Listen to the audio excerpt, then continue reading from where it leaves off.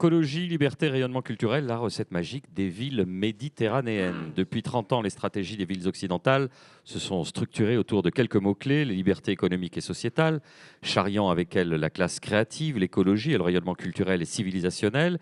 Et les villes qui ont réussi à concilier ces trois objectifs possèdent un temps d'avance. On peut penser que les villes du futur auront à résoudre la même équation, mais avec des contextes différents. Dans le cas des villes méditerranéennes, la dimension culturelle demeure et restera majeure. On en débat tout de suite avec Jean Edkens, économiste et urbaniste, consultant en prospective et stratégie urbaine, qui répond tout de suite aux questions de Nicolas Bastuc, journaliste du Point. Là encore, c'est aux applaudissements, mesdames, messieurs. Bonjour Jean Edkens, nous sommes ravis de vous accueillir Moi aussi. ici à Nice. Depuis 30 ans, vous observez la ville, Oui. vous essayez de l'envisager aussi dans le futur et après 30 ans, vous avez une certaine légitimité et vous avez tiré peut-être un enseignement. C'est que, effectivement, comme il vient de l'être dit, les villes s'articulent, les villes qui réussissent autour d'un triptyque: Oui. liberté, écologie, Et urbanité. Urbanité, voilà.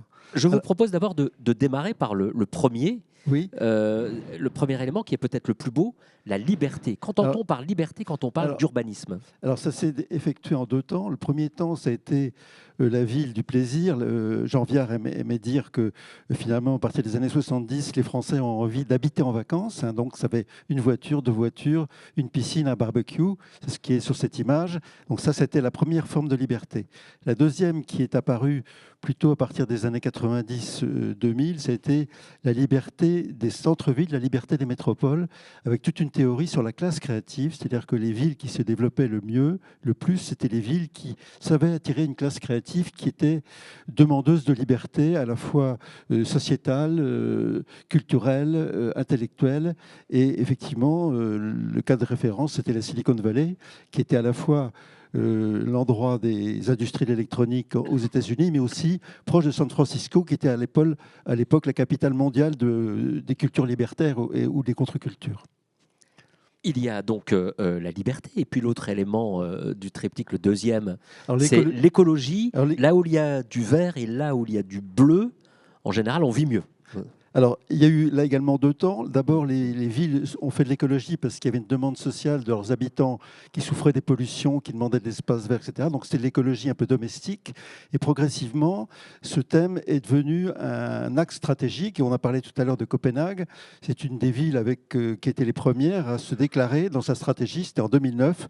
Nous voulons être une métropole écologiquement exemplaire pour l'humanité. L'année suivante, d'ailleurs, elle recevait, ou la même année, elle recevait la COP, je ne sais plus combien, sur l'environnement. Et donc maintenant, beaucoup de villes ont axé leur stratégie, enfin un des axes de leur stratégie, c'est d'être une métropole verte, reconnue comme telle dans les classements des villes européennes ou des villes mondiales, qui tiennent compte des paramètres environnementaux dans la comparative des villes. Une ville durable et responsable. Oui, voilà. Et le troisième élément donc de ce Le troisième élément qui a été beaucoup évoqué par les intervenants précédents et qui vient de la Méditerranée, c'est le sentiment d'urbanité qui est à la fois la possibilité de rencontrer d'autres personnes, c'est l'art de vivre, c'est une sensualité, c'est tout ce qui fait qu'une ville se distingue. Quand on est dans une ville, on est quelque part et on n'est pas n'importe où. On se distingue des autres, il y a une possibilité de rencontre, et ça, c'est vraiment fondamental dans les critères d'attractivité. Il va se passer quelque chose. Si je choisis d'habiter là, j'ai plus de chances de rencontrer des gens professionnellement ou socialement que si j'habite dans une zone complètement aseptisée. C'est le supplément d'âme. C'est le supplément d'âme, voilà. L'exemple que l'on pourrait donner, peut-être, c'est la fameuse Movida de Barcelone. Une des premières villes qui a été positionnée sur ce thème, c'est effectivement Barcelone, qui a, dans son argumentaire, a positionné vraiment cette Movida. C'est un mélange de liberté et d'urbanité. C'est l'espace public qui est le lieu où tout se passe, quoi. C'est sur l'espace public que la ville vit et se passe. Alors, il faut aller un petit peu plus loin dans la réflexion. Une ville n'est pas 100% libertaire ou 100% écologique ou 100% en faveur de l'urbanité. Tout est question d'équilibre. Et ce qu'il est intéressant de noter, c'est que ces équilibres fluctuent, évoluent.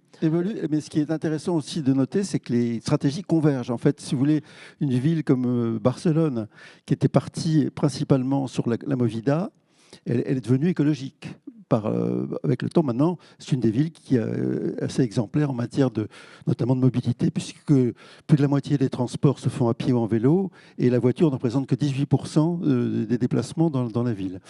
À l'inverse, Copenhague, qui était une ville qui est partie sur l'écologie, elle s'est inspirée des villes méditerranéennes, on l'a dit, Jacques Ferrier l'a dit tout à l'heure, ou un autre intervenant, pour faire de l'urbanité et faire de la liberté. Alors, et maintenant, d'ailleurs, petit clin d'œil, la ville de Copenhague met dans son dépliant touristique le quartier hippie de Christiana. Oui, qui était une des premières utopies libertaires des années 70. Et puis on pourrait citer l'exemple de Nantes, qui avait mis le paquet sur la culture et qui est aujourd'hui plus verte que verte. Exactement, vous aviez interrogé l'année dernière personne qui s'occupe de la vie culturelle de Nantes et qui disait à Nantes, hier on était dans le tout culturel, aujourd'hui on est dans le tout climat. Donc c'est Jean Blaise qui disait ça. Alors vous me disiez en préparant cet entretien que ce triptyque imposait la recherche permanente de compromis. C'est un équilibre qui est fragile et qui est à réinventer en permanence. Oui. Alors, on parlera peut-être tout à l'heure de l'espace public, mais chacune de parce que ces trois demandes sont des demandes, des attentes sociales, et à chacune d'elles correspondent par exemple des objets qui vont se télescoper sur l'espace public. Aujourd'hui, dans un espace public, il y a on peut identifier jusqu'à une cinquantaine d'objets. Je vous recommande d'ailleurs un livre qui a été écrit par Isabelle Barraud-Sarfati qui s'appelle Trottoir. Elle fait l'inventaire de tous les objets qui se télescopent sur un trottoir. C'est assez fascinant. Les défibrillateurs. Les défibrillateurs cardiaques, à la boîte à livres, en passant par les poubelles d'entrée sélectif, les toilettes publiques, etc. Donc là, il y a effectivement des choix à faire, des arbitrages à donner. En plus, si vous voulez, une ville comme Barcelone, elle se rend compte aujourd'hui qu'elle est allée beaucoup trop loin dans la movida parce que on fait la fête dans les rues jusqu'à 3 heures du matin, mais ça ne plaît pas forcément aux riverains qui habitent la ville et qui, même dont certains, ont envie de fuir et d'aller habiter ailleurs, si vous voulez. Donc, à l'inverse, il y a des écoquartiers toute écologie qui sont devenus des espèces de casernes où finalement il n'y a plus de liberté et il n'y a plus de... Comme disait, on ne peut plus ouvrir la fenêtre parce qu'à cause de la climatisation centralisée. Donc il y a toujours une négociation entre ces trois vecteurs de l'attractivité urbaine. Et il semblerait, M. Engens, que ce compromis soit plus difficile aujourd'hui à réaliser. Les trois moteurs. Il y a des tensions. Il y a des tensions. Non seulement chacun d'eux est fragilisé. La liberté, à la fois parce qu'il y a le problème financier. Aujourd'hui, une délimitation de la liberté d'habiter, c'est les coûts urbains qui ont considérablement progressé depuis 20 ans. Aujourd'hui, dans le budget des ménages français, quand on ajoute habitat, mobilité, plus les petits frais annexes, les impôts locaux, etc., on arrive à un 35%. Donc, et pour les ménages les plus défavorisés, on passe largement la barre des 50%. Donc ça veut dire qu'une partie de la population française est en quelque sorte assignée à résidence, c'est-à-dire qu'elle est scotchée à son logement, elle peut changer, ce sera un coût supplémentaire. Donc là, c'est vraiment une contrainte une non-liberté qu'on retrouve d'ailleurs dans des revendications du type gilet jaune. C'est des gens qui se considèrent comme assignés à résidence dans des lieux où il n'y a plus de services publics, il n'y a plus de services médicaux, etc. L'archipélisation, le deuxième fait qui limite la liberté, c'est l'accumulation des normes écologiques, environnementales, qui vont forcément réduire notamment la mobilité ou même les choix résidentiels. C'est tout le problème qu'on voit se profiler du zéro artificialisation nette, qui donc rendra moins facile l'extension urbaine, donc sera une contrainte, en tout cas, pour les choix d'habitat.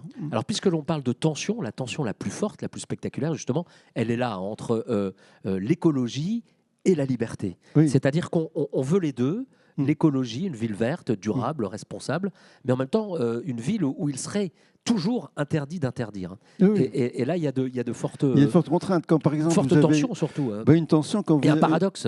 Oui, un paradoxe. Alors, un paradoxe qui est assez mal vécu, parce que je crois que 80% des Français considèrent qu'il y a vraiment un péril écologique, donc des formes plus ou moins aggravées d'éco-anxiété, et en même temps ne sont pas prêts à renoncer à leur liberté. Et pour illustrer ces contradictions, Nous avons une ministre du Logement il y a 2 ou 3 ans qui a affirmé, qui a déclaré dans un envolé lyrique, la maison individuelle est une catastrophe écologique. Manque de chance, c'est le choix d'habitat de 55% des Français et il est désiré par 80% d'entre eux. Donc on voit bien que là, on touche à l'incompatibilité, enfin en tout cas à une contradiction entre deux des dimensions de l'idéal urbain. Alors la contrainte écologique aussi compromet un peu parfois la qualité de l'urbanisme. Est-ce qu'on peut faire durable et beau, ne pas faire caserne, comme vous le disiez, en prenant l'exemple de Copenhague? On peut, Oui. mais il y a eu effectivement certains écoquartiers qui ont été mal vécus. Je pense notamment, c'était à Stockholm, un écoquartier qui était complètement fonctionnel et qui a finalement eu du mal à attirer les habitants. En France, on a aussi, je ne veux pas citer désigner de coupables, mais il y a quelques écoquartiers qui ont été vraiment pensés de façon trop technique. Comme disait Jacques Ferrier, la technique, il en faut, mais pas trop. Là, c'était vraiment des boîtes à habiter qui étaient très performantes sur le plan thermique, mais qui évidemment déconseillaient aux gens d'ouvrir la fenêtre. Alors, autre tension entre l'urbanité et l'aspiration à la sécurité. Oui. L'insécurité ou le sentiment d'insécurité, c'est un grand débat qu'on ne va pas Oui, ouvrir, là, mais qui crée des tensions. Effectivement, là, il y a une tension. Je crois qu'aujourd'hui, l'insécurité est... Je crois que c'est ressenti comme la priorité numéro 1 par 59% des Français, enfin la délinquance, bien avant le climat, qui, je crois que c'est 45 ou 47%. Donc on voit qu'aujourd'hui, l'insécurité est plus ressentie que la question du climat. De l'autre côté, l'urbanité, elle est également mise en, on l'a évoqué tout à l'heure, mise en concurrence avec l'offre du virtuel, hein, qui finalement propose une ville virtuelle versus une ville réelle. C'est-à-dire que la ville réelle, c'est un élu par des citoyens qui se projettent dans le long terme, et la plateforme numérique, c'est une ville-service, c'est-à-dire une ville qui s'adresse à des cyberconsommateurs et pas à des citoyens, en temps réel, et qui va être de plus en plus gérée par des algorithmes. Et là, il y a une compétition entre ces deux formes d'urbanité qui se joue à la fois sur les transports, sur le commerce, hein, e-commerce versus et sur le social, amis virtuels versus amis réels. Alors, venons-en au cœur de notre sujet, les villes méditerranéennes, qui ont bien équilibré quand même ce triptyque, hein, liberté, écologie, urbanité, en tout cas avec beaucoup d'erreurs aussi, mais elles avaient un avantage, en tout cas sur le plan climatique, le soleil, la mer, le Mistral aussi, on l'oublie trop souvent. Il semble, sans mauvais jeu de mots, que le vent soit en train de tourner. L'actualité nous en a offert de tristes exemples. Est-ce que les villes méditerranéennes, en matière d'urbanité, de liberté, de qualité de vie, sont en train de perdre un peu l'avantage? Alors, d'abord, les villes méditerranéennes, c'est elles qui nous ont appris l'urbanité. C'est elles qui ont institué l'urbanité. On l'a bien vu d'ailleurs, puisque Copenhague est allé copier les formes urbaines, les terrasses. C'est vrai que le maire de Copenhague avait, dans son programme pour rénover la ville, avait dit on va supprimer des places, supprimer des places de voitures et créer des terrasses. Créer des terrasses dans un pays nordique où il fait nuit à 4 heures de l'après-midi, ça paraissait bizarre. En fait, ça a marché, puisque les terrasses, certes, sont pas très écolos, sont chauffées avec des chauffages à gaz, mais en tout cas, il a vendu cette affaire-là. Et effectivement, maintenant, Copenhague a pris des petits airs de ville méditerranéenne où l'espace public est fréquenté même en hiver.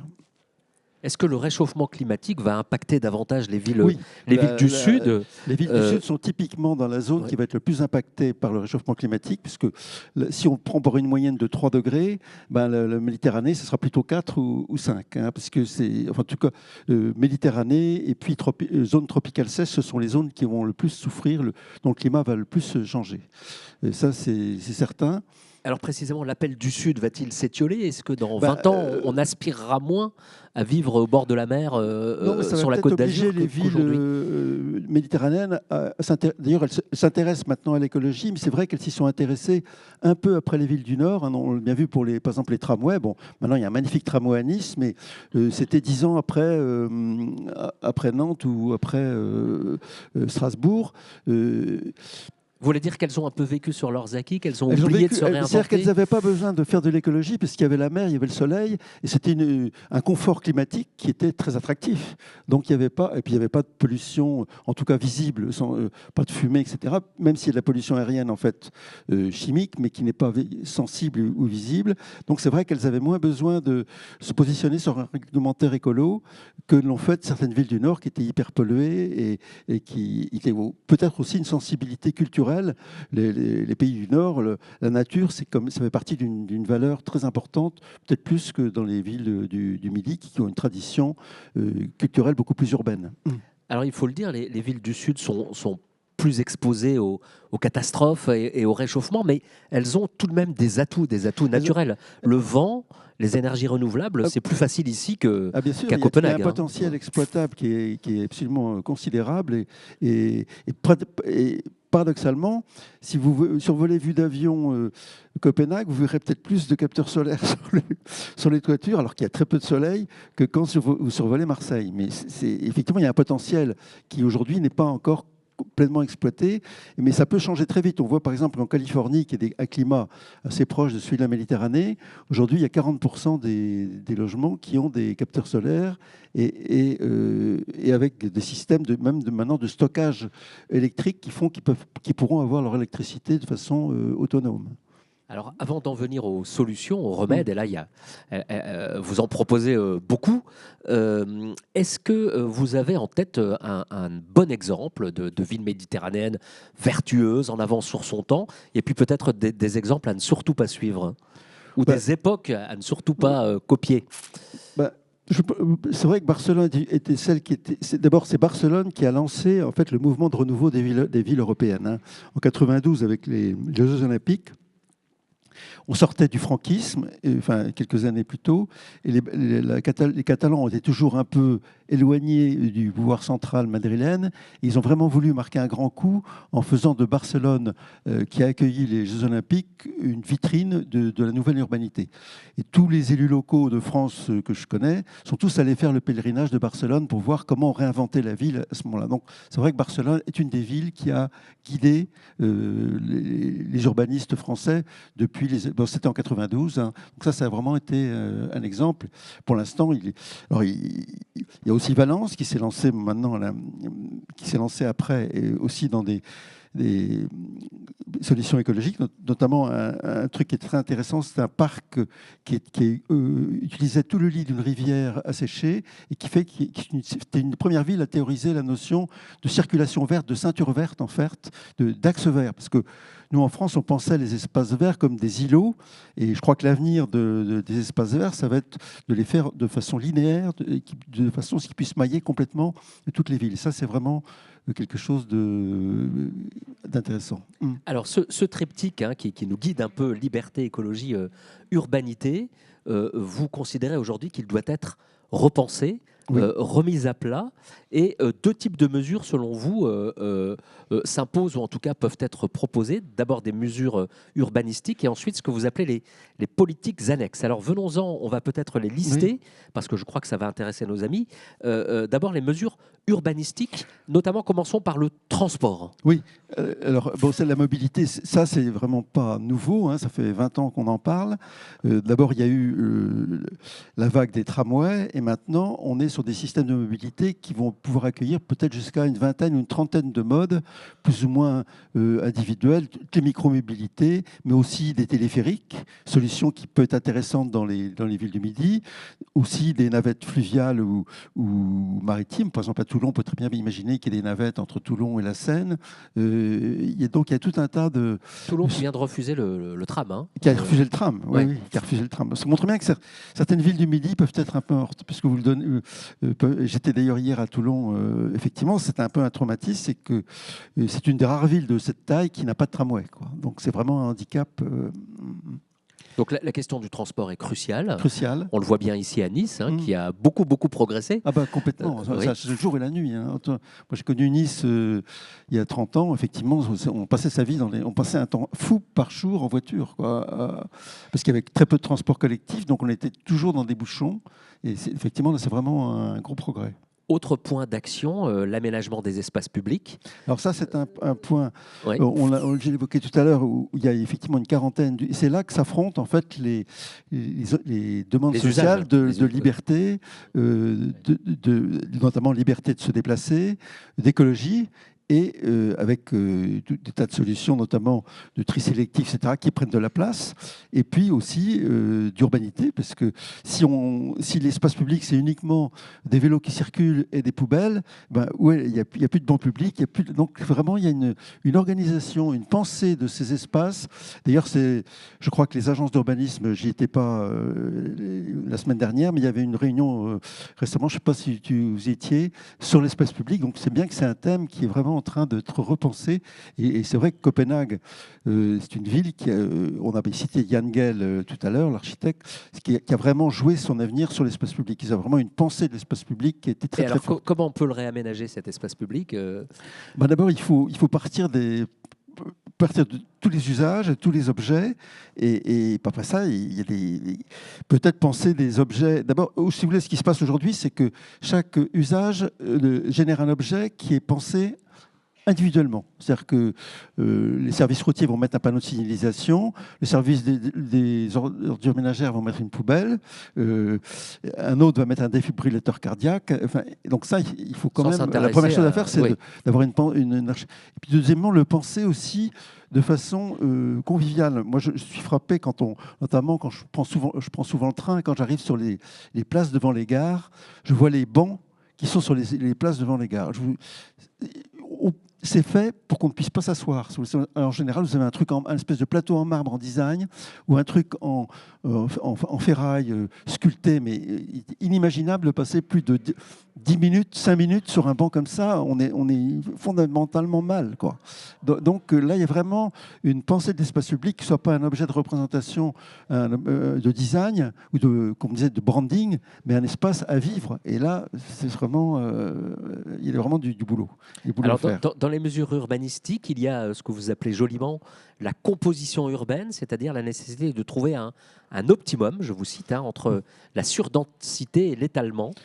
Et parmi les solutions que vous préconisez, il y a effectivement, si on est dans une perspective de zéro artificialisation, la reconversion des friches. Ah oui, bien sûr, là, c'est le thème. Moi, justement, hier, j'étais à l'agence d'urbanisme de Toulon, et pour eux, c'est un potentiel énorme, parce qu'ils ont d'énormes zones d'activité qui, en plus, vont mal, parce qu'on voit qu'aujourd'hui, on a l'actualité Auchan ou des grandes surfaces qui sont en dépôt de bilan. Donc, tout ça en plus, on arrive dans une zone de déconsommation, enfin, la consommation, puisqu'on a un pic générationnel, les personnes âgées consomment moins que les jeunes. Donc on sait très bien, toutes les enseignes ont anticipé le fait que la consommation de type grande surface va décroître au cours des prochaines années. Donc ça va faire des friches industrielles et commerciales qui constituent un potentiel foncier considérable et en plus qui est proche des centres-villes. Donc ça va vraiment être un des chantiers de l'urbanisme des prochaines décennies. Alors continuons notre recension des solutions. Il y avait les solutions qui relevaient de l'urbanisme et puis ce que vous appelez les politiques annexes. Parmi elles, et ça c'est une idée vraiment intéressante, la nécessité de créer de nouvelles complémentarités entre le monde urbain, oui. Périurbain, périphérique, aurait dit Jérôme Fourquet, et puis rural. Comment est-ce qu'on peut recoudre ces territoires qui s'ignorent aujourd'hui ? Il y a des contrats, notamment par exemple Nantes a passé un contrat avec le Pays de Ré, qui est un pays rural voisin. Alors, le principe de l'échange, en gros, c'est la ville-centre amène des services urbains. Par exemple, les enfants des communes rurales qui travaillent dans la métropole peuvent mettre leurs enfants à la crèche dans la ville centrale. Et en revanche, les zones périphériques fournissent de la nourriture, des produits, éventuellement peut-être demain de l'énergie.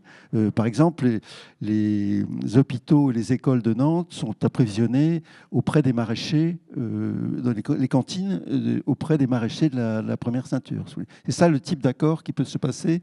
C'est le concept de biorégion qui est aujourd'hui beaucoup évoqué dans les milieux écolos, qui est à géométrie variable, mais c'est vraiment... la tendance, si vous voulez, plus générale, c'est qu'on va, après une phase de modélisation et d'ouverture tout azimut des villes, on va vers quand même une phase de repli, en tout cas de recentrage sur les ressources locales. Alors il y a aussi la question de l'eau. Alors la question de l'eau, on va y venir, mais je voulais parler des écoles avant cela. Ah, les écoles. Il y a beaucoup de choses à faire dans les écoles selon Beaucoup. vous, sur le plan éducatif, mais aussi sur le plan écologique et avec de nouveaux usages. Qu'est-ce que vous proposez D'abord, il n'y a pas que moi qui propose. On avait autrefois, hier, l'éducation civique. Maintenant, on voit un certain nombre d'écoles qui se lancent dans l'éducation écologique et l'éducation à l'urbanité. On a, depuis la rentrée, je crois, des cours d'empathie maintenant dans nos écoles, qui en fait, c'est des cours de civilité, d'apprendre à être poli, des cours d'urbanité. Dans les écoles de Finlande ou du Danemark, on apprend aux enfants à cuisiner bio à l'heure du déjeuner, et dans les écoles allemandes, on leur apprend à rouler en vélo. Donc tout comportement écologique. Et une initiative particulièrement intéressante, qui d'ailleurs est développée maintenant en France, c'est celle de la végétalisation des cours d'école. Ce n'est pas seulement mettre quelques arbustes dans une cour, mais c'est changer complètement la logique, en fait, quand c'est bien fait. D'une cour qui était à peu près le modèle d'une cour de caserne, c'est-à-dire de l'asphalte entre quatre bâtiments, minéral entre quatre bâtiments. Et là, on fait un jardin d'aventure où, d'abord, en plus, d'une part, les enfants peuvent être en contact avec cette forme, on peut leur expliquer quel arbre on a planté, etc. Et deuxièmement, on a un meilleur équilibre entre les jeux des filles et les jeux des garçons, parce qu'avant, la cour asphaltée, c'était un terrain de foot, et les filles se mettaient autour. Là, on change complètement l'urbanité. C'est là qu'on apprend l'urbanité, si vous voulez. Et alors qu'une cour d'école asphaltée, c'est un lieu sauvage, en fait. On ouvre aussi l'école à de nouveaux usages. Oui. On y fait entrer d'autres publics, les week-ends notamment, le soir. Il y a une fonction climatique de ces cours à Paris, si vous voulez. Le but, c'est à la fois de changer, d'améliorer le cours d'école, mais aussi d'introduire de la nature dans des endroits qui étaient au départ asphaltés, donc de faire des îlots de fraîcheur. Et ces îlots de fraîcheur pourront éventuellement être ouverts le week-end pour permettre aux habitants qui habitent au 6e étage et qui sont en train de cuire à 40 degrés de venir se rafraîchir le soir. Enfin, c'est ce genre de choses qui est envisagé. Alors, parmi les politiques sur lesquelles nous devrions prêter attention, il y a évidemment l'eau. On l'a vu bien sûr avec l'actualité, ça redevient un enjeu stratégique majeur, comme disent les technocrates, et il faut recréer, dites-vous plus joliment, une civilisation hydraulique. Le thème n'est pas de moi, c'est de Jérémy Rifkin, dont je vous conseille la lecture du dernier ouvrage qui s'appelle Aqua. Et il explique que finalement, la civilisation romaine qui a inventé nos villes était une civilisation hydraulique. C'est-à-dire que les Romains étaient des génies de l'hydraulique avec des sacs. Rome n'a jamais pu exister d'1 million d'habitants sans aller chercher de l'eau à 70 km, jusqu'à 70 km de Rome. Et il y a, dans notre pays méditerranéen, il y a encore les traces. Il y a bien sûr le pont du Gard, mais il y en a bien plein d'autres qui sont des ouvrages qui amènent de l'eau. Alors cette dimension, elle a été un peu passée sous silence parce qu'on a considéré que l'eau, c'était uniquement l'eau potable. Et donc, c'est des compagnies, la Lyonnaise des Eaux, puis de Suez, etc., qui ont géré l'eau. Maintenant, on se rend compte que la gestion de l'eau, elle va redevenir à une responsabilité communale et locale, avec plusieurs outils, des bassins de rétention, mais aussi l'utilisation de l'eau, par exemple, pour climatiser. Dans les villes méditerranéennes, on va peut-être brumiser de l'eau, créer des fontaines ou vaporiser de l'eau sur les trottoirs. Et là, ça supposera que ce ne soit pas forcément de l'eau potable, mais peut-être de l'eau grise recyclée et retraitée. Donc, il y a tout un enjeu sur la maîtrise de l'eau qui va redevenir une des missions des collectivités locales. Voilà, une politique locale. On aurait pu dire, malheureusement, on n'a pas le temps, la même chose des sols et de l'énergie. Oui. Mais on va laisser peut-être la salle poser des questions. Absolument. Déjà, on va applaudir Jean Edkens. Et est-ce que vous avez des questions? On prend vos questions, cher public. Oui. On va vous passer un micro, madame.